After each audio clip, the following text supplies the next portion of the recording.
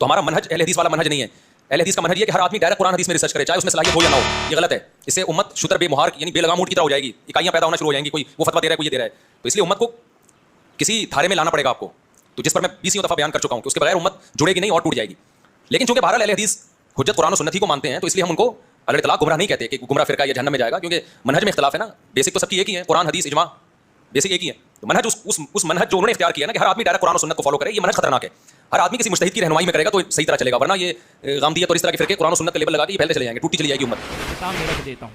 دیکھیے قرآن و سنت کا یہ پیغام ہے کہ قرآن اور سنت, اور اس کے بعد کوئی یہ کہے میں سیدھے, تو اسلامی شریعت کہتی ہے یہ ہو سکتا ہے تمہارے لیے گمراہی کا باب بن جائے.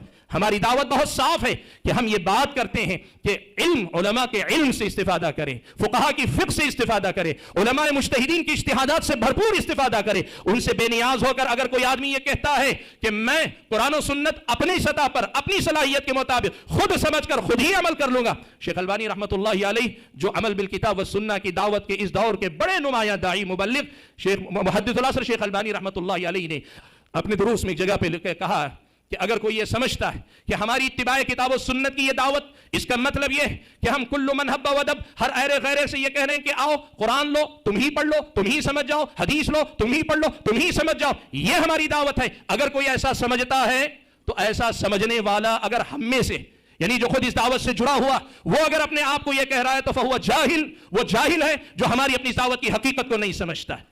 اور اگر یہ کہنے والا ہم میں سے نہ ہو, ہمارے علاوہ میں سے ہو, یعنی اس دعوت سے اس کا رشتہ نہ ہو, کوئی اور ہو, اور اس دعوت کے بارے میں یہ کہتا ہے کہا فہو یتہم, وہ ہم پہ تہمت لگا رہا ہے. ہمارا پیغام کیا ہے؟ بہت سیدھا پیغام ہے, بہت سادہ پیغام. علم شافعی, علم حنفی یا علم مالکی یا علم امام حنبلی, کسی بھی امام کے علم سے بے نیازی کی ہماری دعوت ہرگز نہیں اللہ کے بندو. لیکن یہ بات ضرور ہے, علم شافعی میں اپنے آپ کو محصور کر لینا, علم حنفی میں اپنے آپ کو محصور کر لینا, ہم اس مسئلے کو اتباع سنت کے خلاف مانتے ہیں اللہ کے بندو.